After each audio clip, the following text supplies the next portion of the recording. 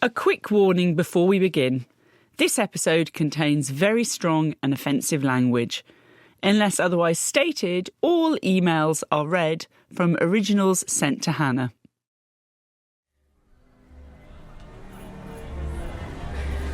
It's a warm summer's day and Hannah and Georgia, the producer, have taken the train to a seaside town. Oh, I love this smell. Yeah, salt. To meet Hannah's mum, Jenny. Should have brought a swimming suit. Hello. Jenny lives one street back from the promenade. This is Hannah's school photo. Her room is filled with pictures and paintings and objects collected from living and working abroad. That's when Hannah first went to Sherborne Girls' School.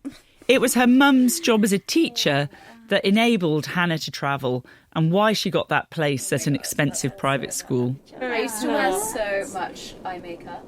And Jenny remembers Hannah as a happy, sociable child. We used to go on holiday, Hannah and I would take all these books to read, but Hannah would organise the whole hotel into her social groups. She'd be at breakfast, sort of running from table to table.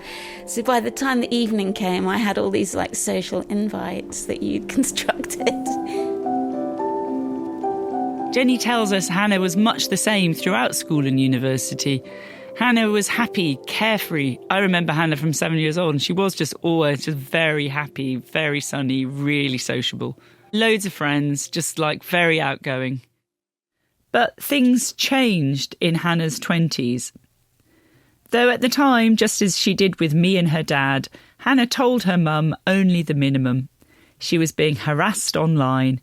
It was unpleasant, but the police were involved. This, her mum says, is really the first time they've spoken properly about it.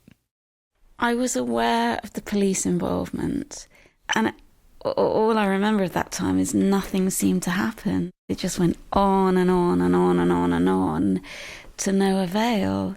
I just remember just feeling sort of a desperation because no one seemed to, A, either really be doing anything, B, be taking it that seriously in a way, and then it just seemed irresolvable. And like so many others close to Hannah, her mum started being targeted too. She suspected that kin was behind it. The worst one was when he said, "I know where you live."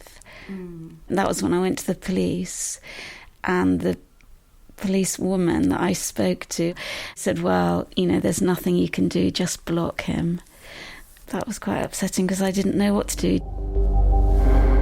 But at the time, the person who did seem to try to help was also kin. He emailed me saying it's so awful what's happening and we're going to get him and don't worry, I'm looking after Hannah or something like that. It's a real mind fuck because you just think you can't work out what's going on anymore. And it wasn't just in messages to Hannah's mum. Remember those WhatsApp groups with a fake Hannah in? Well, kin was also in those groups defending Hannah, telling whoever this fake Hannah was to back down. Kin, he then chips in, "This is your last chance. If you stop this nonsense now, we will let this go. But if you don't, police will look for you. They will find you." And when the hacking first started in early 2018, kin would get involved then too, to London now, asking Hannah to forward emails so he could get the IT company Capgemini on the case. We'll sort out the hackers and who are these hackers and how they hacked us. Or sometimes even emailing the hackers directly, telling them to stop targeting Hannah. Karma is a bitch. If you stop your nonsense now and leave Hannah alone forever, that will be the end of it. We will not look for you. We will not pursue you. But if you don't, we will look for you. We will find you. And we will make your life a nightmare. And will not show any mercies for people like you. And all of this was having an impact on the real Hannah. I think that there was a kind of inner anxiety that I noticed. If I'd ask you about emails, you would sort of shut down. Or you just couldn't deal with it. yeah, that's very different from the Hannah that I knew growing up. That was very worrying to see that. Even now, I get really scared. I get so scared being alone. And I wanted to ask, was I always like this? Like, No, not at all like that. no. Yeah, I think it's made me quite nervous, like more of an anxious person. Yeah. I was never anxious. So many people close to Hannah spoke about how little they knew of what was going on at the time. I felt that too, and I still feel terrible about it. And I guess that's one of the reasons why I'm so motivated now to help Hannah get these answers. Because I believe that power comes from information. The powerlessness of this is the worst thing. And that is now what we need. Are you interested to know the truth, kind of? Very. All those anonymous emails that Hannah collected over years. We will show the world who you really are. This woman is devil sent. They're a treasure trove of information. Stop being the natural slut. Stalking you has its benefits. But they need to be sorted, analysed, made sense of. Do you think we can assume that they're all You characterless whore. She likes her clothes ripped and torn. the same person? You're like the fungus that feeds on pond scum. And for that, we need some help. I'm really nervous about what's going to come out of it. From BBC Sounds, this is Stalked. I'm Hannah Mossman-Moore. And I'm Carole Cadwalladr. Episode 4, Identity Leakage.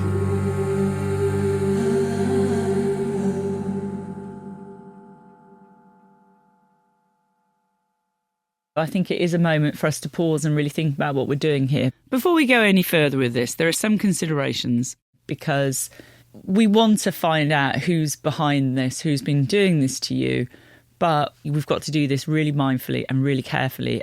Yeah. You know, I feel slightly robbed of my 20s, and I've like woken up in my 30s and I'm like, what happened? I really want to find out who was behind all of this and why. Just being able to know is going to bring me so much peace. But at the same time, all that being said, we have to make sure this doesn't actually make things worse for you. Yeah. We can't control everything. We don't know how the people behind this will react. We've just got to keep it, it's always front of mind, and we've always just got to keep on checking back. Just step by step, just as we get more information, then we decide, has that changed the risk? And there's going to be some big decisions down the road.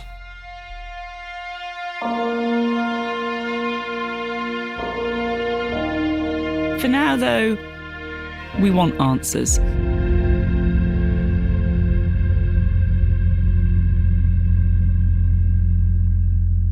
Since we first started working on this series, we've spent hours poring over the anonymous emails that Hannah received, Dearest Sister Hannah, you never think about looking for clues, similarities. Hello, Hooker Hanny. And there are some. There's lots of your name, Hanny. The Hooker website Hanny, is getting or ready. Hanny. Hello, Hanny. Hooker Hanny. He was in Milan, and he'd always say ciao. Ciao. How is LA? And then I started saying it. Take care. Ciao. And then Life is good. the hackers started saying it. Ciao. Karma. But look, we're not experts. I mean, I've worked over 1,000 cases in 12, 13 years. This is Dr. Robert Leonard. He is an expert, a forensic linguist. I was always interested in language. I was born into a Spanish-speaking neighborhood. This is in Brooklyn, where I was the only English speaker in my first grade class. Everybody else was fresh from Puerto Rico. So I really was fascinated about all sorts of different languages. Robert is often referred to as one of America's leading forensic linguists, a language detective. But we also have to include here, because it takes me right back to my teenage years, he was the lead singer of the rock and roll band Sha Na Na. And if you remember the Grease soundtrack, that's Sha Na Na. And they're great. Teenager, can you see Robert has played with the Beatles and B.B. King, and this is him at Woodstock in a gold lame suit performing Teen Angel with Jimi Hendrix looking on and grinning with delight.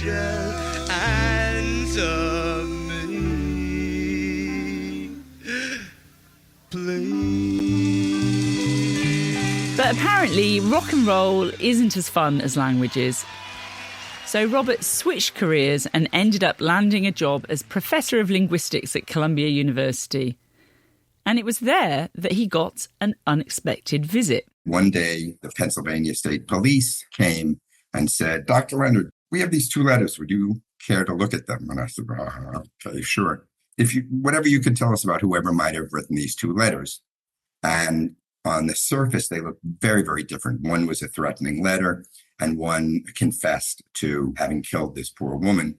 I was able to look underneath the surface and say the husband of the dead woman had written both of them, one to set her up and then one to distract attention away from him. Robert is Professor of Linguistics at Hofstra University in New York State, but he also works with the FBI on major criminal cases. Think hostages, murders, missing people, alongside what he calls his crack team. He's brought 3 of them along with him here. A lot of evidence is language. This is Julianne. Language is a kind of behavior. And Marlon. People don't realize that they're leaving a linguistic fingerprint on a document. And Rachel. We asked you to give us kind of a list of emails to prioritize. About a month before this call, we consolidated all the emails Hannah received and sent them to Robert and his team. It's quite messy because of all of the various emails. But this was a very complicated situation. I mean, I can't imagine what it's like to have been receiving these things from all different sides.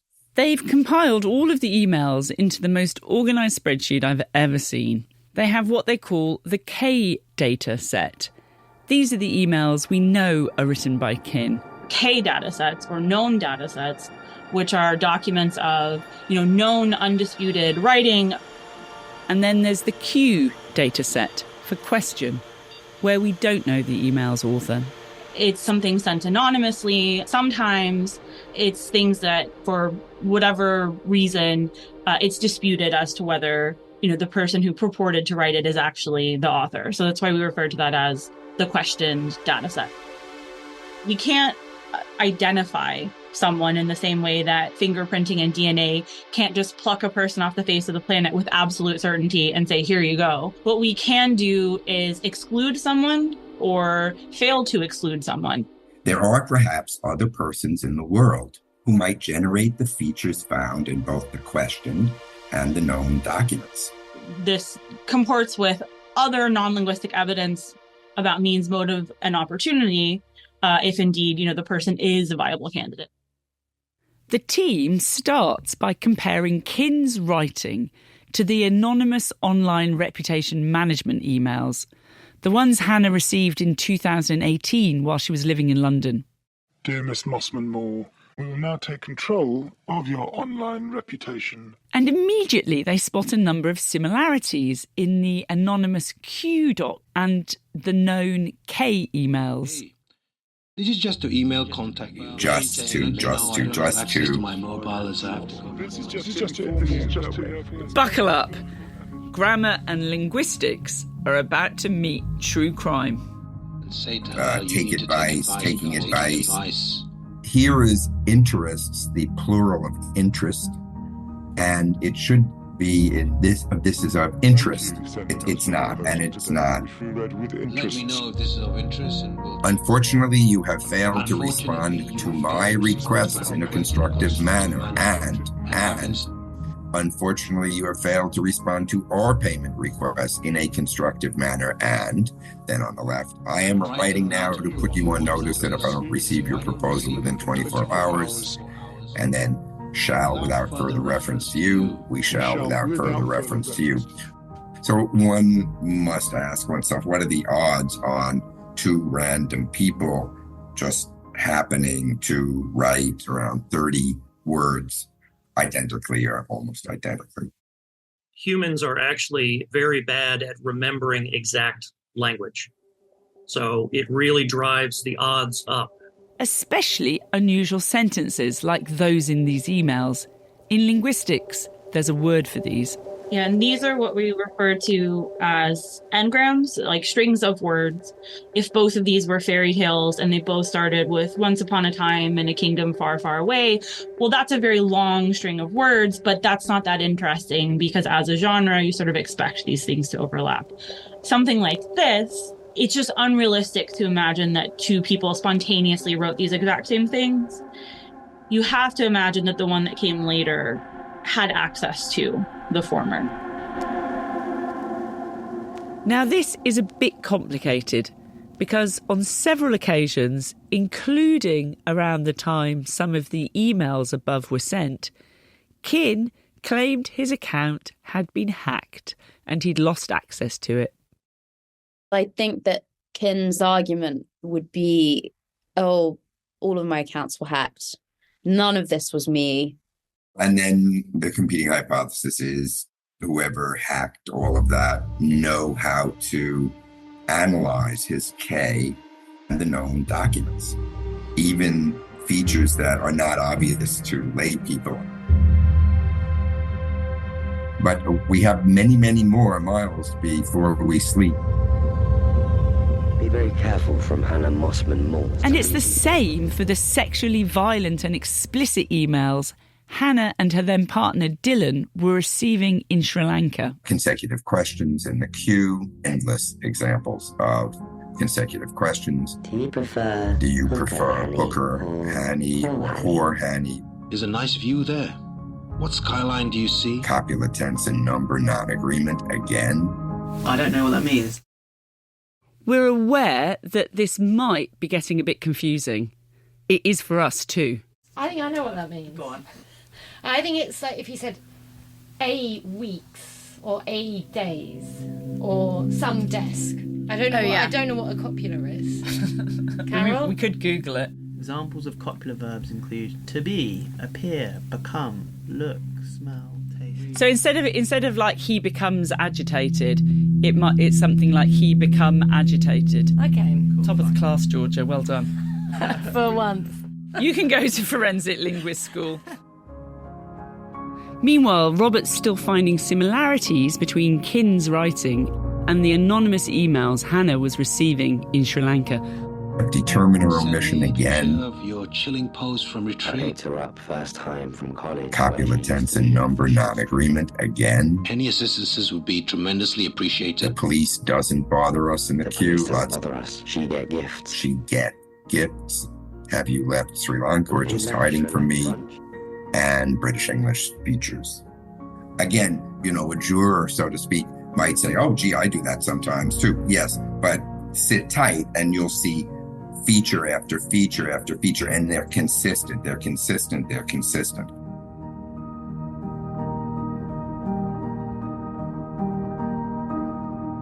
Had you thought there were similarities in the language? Yeah. And I had always found clues in the language, and I'd present these to the police, but they didn't seem to be interested. But we need to get another perspective on these emails. We're on our way to visit Jonathan Sabir, who's a data scientist who I got to know a few years ago. I'm really nervous about what's going to come out of it. I feel like getting closer to the truth. Jonathan is the director of a company called Signify AI, and he investigates online harassment, threats and intimidation, anything which happens online. And his clients are pretty varied. A lot of work in sports, so with athletes who are being targeted with racist, homophobic, misogynist abuse and threats of violence. Did a lot of work in the 2017-19 Parliament, which was a particularly... Jonathan and I met. Yeah, particularly, vicious time online for lots of people. What Jonathan is saying is that this was at the height of the Brexit divide, when Parliament was repeatedly trying and failing to pass a Brexit bill. And anyone involved or reporting on that, which I, for example, became a target. I think it might just be quite good for you to describe some of the stuff you were getting, Carole. What, the harassment that I was getting? Oh, it was massive. I was tweeting a huge amount during this period because I was trying to continue this reporting into Brexit and Cambridge Analytica and Trump and all the rest of it. So every tweet that I would do would get massive amplification. It would get hugely retweeted and liked, but it would also get hugely hated. And I'd get this deluge of people jumping onto it within seconds, ripping me to pieces, but also using very abusive, misogynistic, violent, explicit, sexual, threatening, intimidating language. I mean, you name it, the sort of full spectrum. I mean, it's stupid, and I know it's stupid, but at the same time, it can and does get to you. It's a way of shaming women, but you shame young women and you shame old women differently. All I needed to do was pay her a few pounds and pound her. The way that young women are abused, they're called sluts, they're called tarts, they're called prostitutes. It's all about them being sexually available. This is going to give you a run for your money. They're sexualised objects. And with older women, like myself, it's the opposite. It's all about being a menopausal, dried-up old harridan who can't get a man, and God forbid that you're not married and don't have 2.4 children. So just to give you an example, the thing which really escalated the abuse in my case was when Andrew Neil, a BBC presenter, senior politics presenter, called me on Twitter a crazy cat woman. And that mainstreamed it. It turned it into this like massive pile-on I got day after day after day. And you know what was really disappointing is that, you know, I complained to the BBC about that. So it really escalated it. And the BBC didn't do anything. So good to air it now. Thanks, Georgia, for letting me get that in. Think of your social media traffic. The tweet was deleted shortly afterwards, and the BBC issued a statement recognising it was inappropriate. A statement Andrew Neil retweeted. He's never apologised. All of that as well. You know, so being able to tell the story. At Jonathan's office, Hannah has brought her laptop along with her and printouts of some of the emails. I mean, I guess what you're looking for is what is the technical evidence for where the emails came from, what the domains are. Are they coming from the same place, especially if they're different people? So just building up a picture of what is the weight of evidence that suggests that this is A, coordinated, and B, may come from a single source. He needs to have actual access to her email accounts, so Hannah's given him her password. I think it's a good moment to pause here that actually just in terms of doing this podcast, Hannah has had to expose herself personally again. So handing over all of her accounts and passwords to strangers has been part of the process.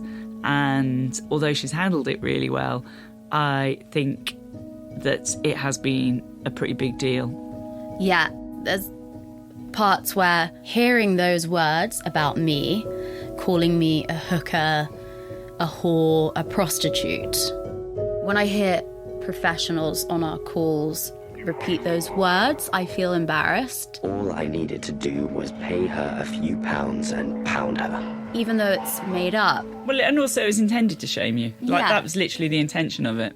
And the thing is, even when your rational brain knows that it's got nothing to do with you, you can still have an emotional response to it, can't you?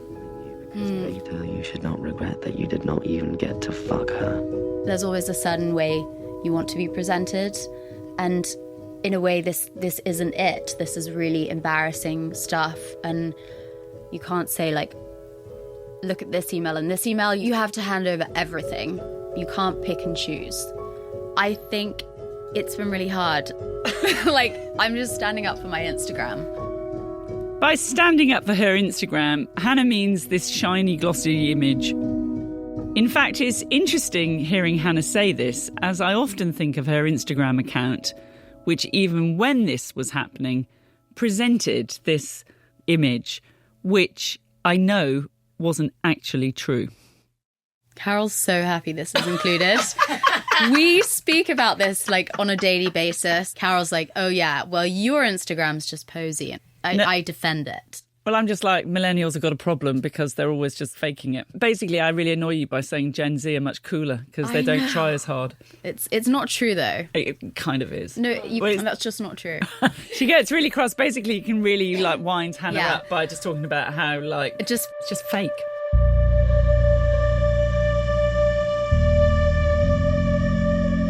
While data expert Jonathan is taking a look at where the emails were sent from, we're on our way to visit someone else.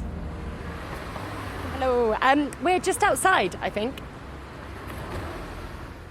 At a secret location in London, we meet Dr. Alan Underwood, a clinical psychologist with the National Stalking Clinic and Stalking Threat Assessment Centre. The centre is a joint initiative between the police, a stalking support charity, the Susie Lamplugh Trust, the Probation Service and NHS Mental Health Services. That sounds like a mouthful, but it's actually something really innovative and interesting. The location is a secret because it's here that Alan meets with people who have stalked to try and understand their motivations in the hope of preventing repeat offending.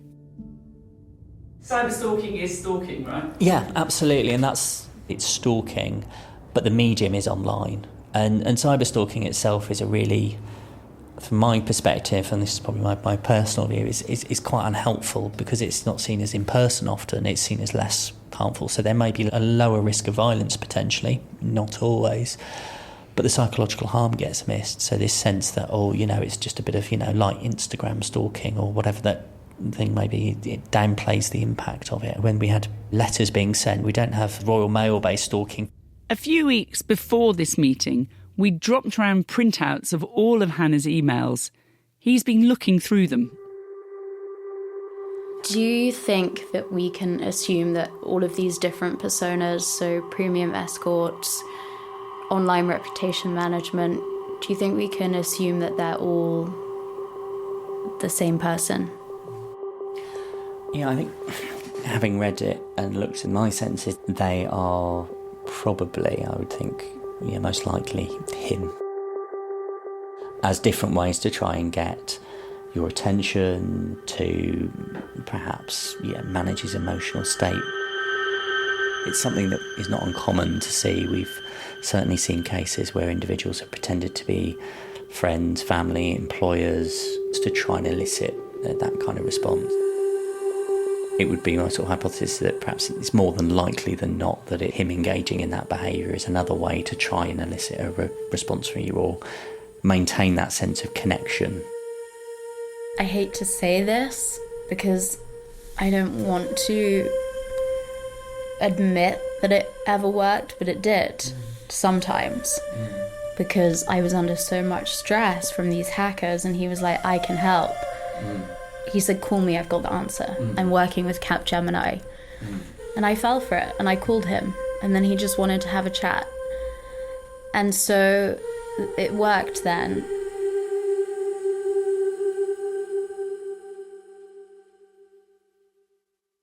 I was thinking about it last week. I was like, I haven't actually processed the information. I was so focused on recording the script. I was like, holy shit. I was living for years in communication with all these different people. Like, I just had to sit with it for a minute. I was fully in the middle of that web. Having looked at sort of the emails and the timeline, if this was a case that had come through to me to have a look at and give an opinion, I'd be thinking he'd probably fit sort of the relationship seeker type.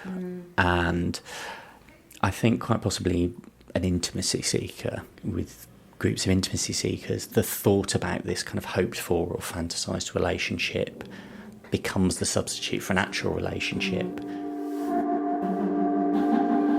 And then there's the content of those emails. Hannah asks him about the timeline, how they became increasingly aggressive, explicit, sexual, unhinged. What would you put it down to? I guess this is all sort of hypothesis at the moment, but there can be a shift to kind of anger and jealousy. It may well be that the context for you would change. So, if you've got another partner. The other kind of, flip of this is this ongoing frustration is they're trying all of these things and it's still not working. I've persisted. That sense of you're not giving me what I'm owed, so I'm angry. And then that's where that sort of behaviour may shift to kind of showing that. And then we get to the premium escort emails, the longest running, most sexually violent ones. Kind of more with the premium escort sort of messages, which are, quite unstructured, kind of more have that sort of emotional side of things. I think it may be a way of perhaps managing it, whatever feeling was going on at that time. It's a bit like sort of the angry email. Send an angry response and feel better immediately. And sometimes it then becomes, it goes on for so long, it becomes perhaps a habitual way of managing it. So I'm feeling extremely lonely.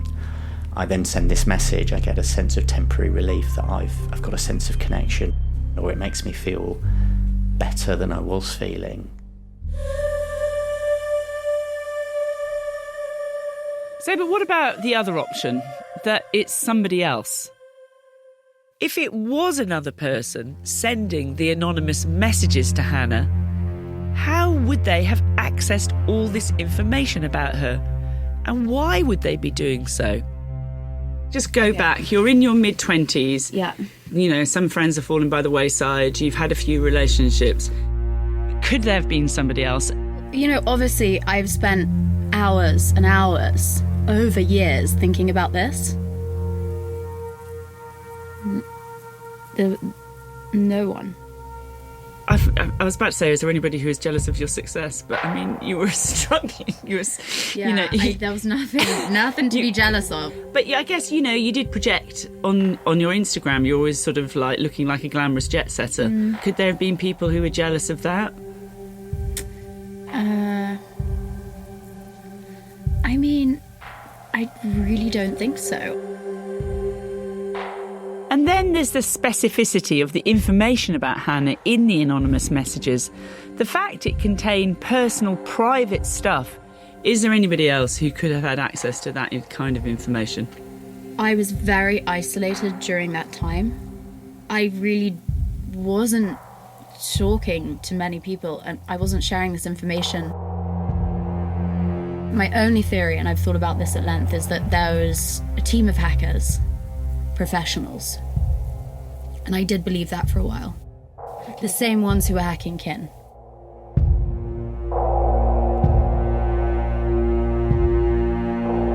But there is another thing we need to consider, where these emails have been coming from. For this, we turn back to the data to see whether the locations match what we know about Kin. Can you see where his location looked like it was? We're back with data expert Jonathan Sabir. He's been checking out the IP addresses to see where the emails were sent from. In the early exchanges, there are European and UK-based IPs coming from the same email. And what was so of the later emails? Can you see where his location looked like it was? Well, there's so the most recent ones. Yeah, most of them are coming through a Hong Kong kind of exchange. Remember that Kin told Hannah he was originally from Hong Kong and he spent a lot of time there. The IP addresses from those later emails sent by Kin suggest Kin was in Hong Kong. And later on, they're all coming through Hong Kong in terms of the origin points. It's important to say that by using a virtual private network, or VPN, you can mask your IP address. It could just be that the emails were being routed through one of these. But Jonathan still flagged something that he's found that's interesting. He's been looking at all the different email accounts Hannah received messages from, Kin's own email accounts and the anonymous ones. As we're looking, he pulls up 2 emails sent 10 days apart. One from the online reputation management services and one from Kin. So this one, which is the online reputation service, the IP is in Hong Kong. Okay. It's coming from Hong Kong as well as the ones that are actually from Kin's main address. So the IP addresses of the emails sent by Kin and those by the online reputation management firm, sent just weeks apart, Both point to Hong Kong. Stalker Hanny has been a favorite. She's one of our premium in the mid-age segment. And then the premium escorts emails.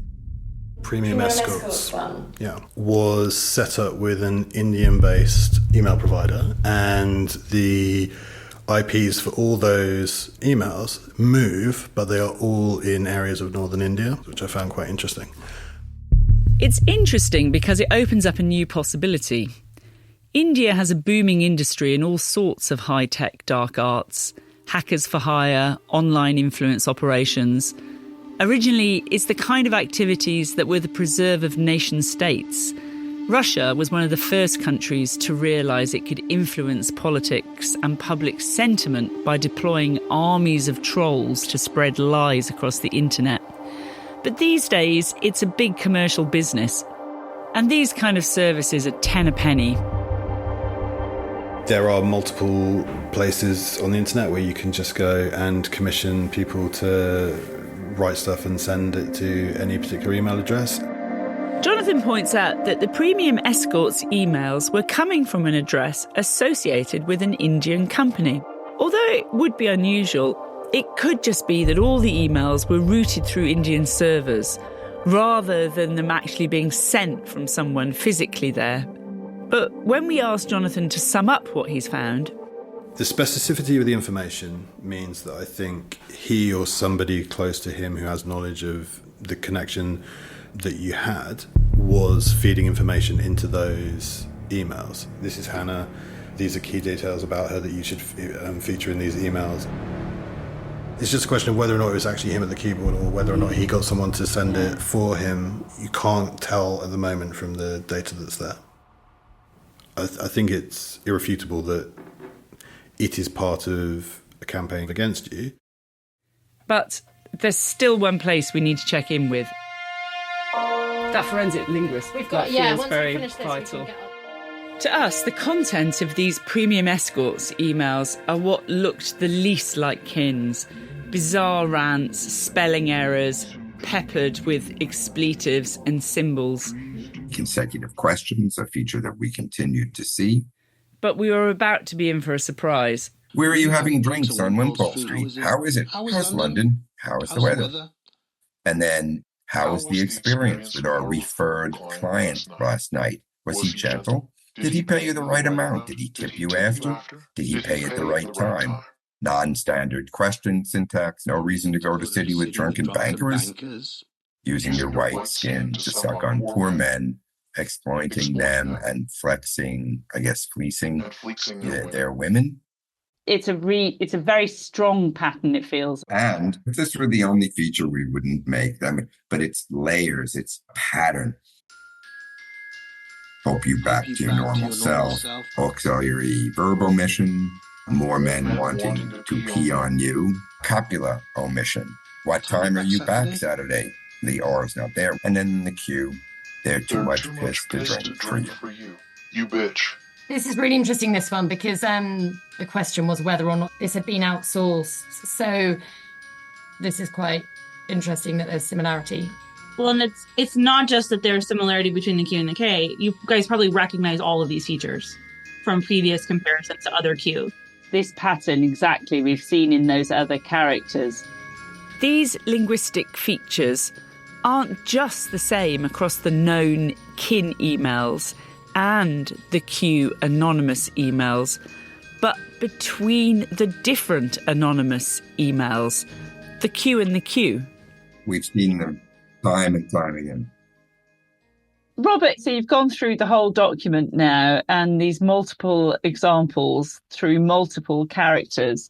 Could you give a headline summary of what you feel you found here? Well, we test competing hypotheses.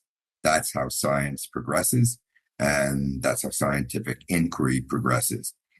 Putting it extremely mildly, with the data that we have and the analysis that we've done, it is a useful hypothesis that the features that are in the Q are instances of that in the K, which can be evidence of common authorship, meaning authored by the same person or persons. That is the superior hypothesis.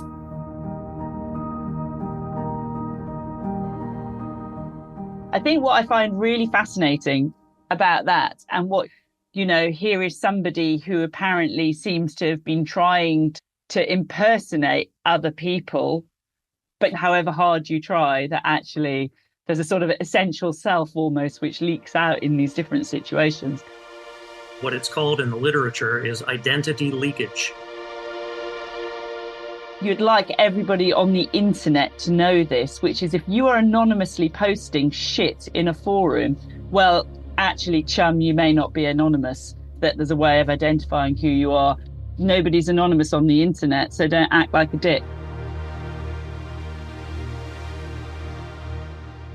A combination of the analysis from our experts across linguistics, psychology, and data all suggests that one person, Kin, is behind this.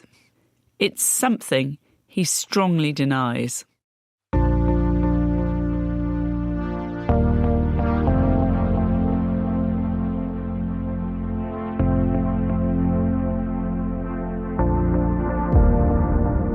Months after we started this series, it feels like we're finally making progress.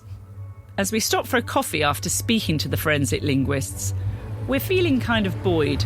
Everyone's saying the same thing from all different angles. Hannah feels closer to that understanding.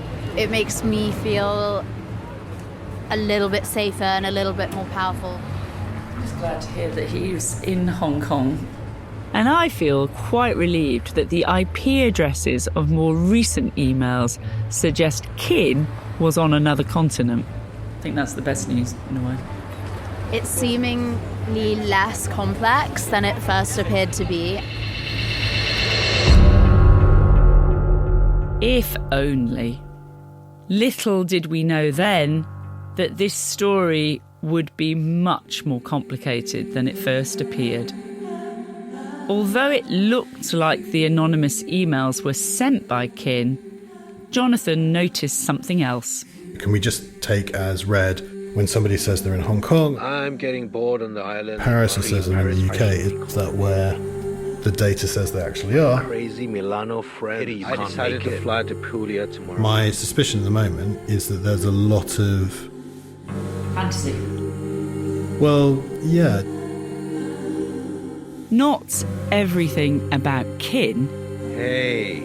is as it seems. I've unintentionally found you on Facebook. Next time, we discover what looks like a fantasy world. Thank you, Facebook. Which worryingly seems to revolve around. Uh-oh, I didn't realise my account was so easily accessible. Me.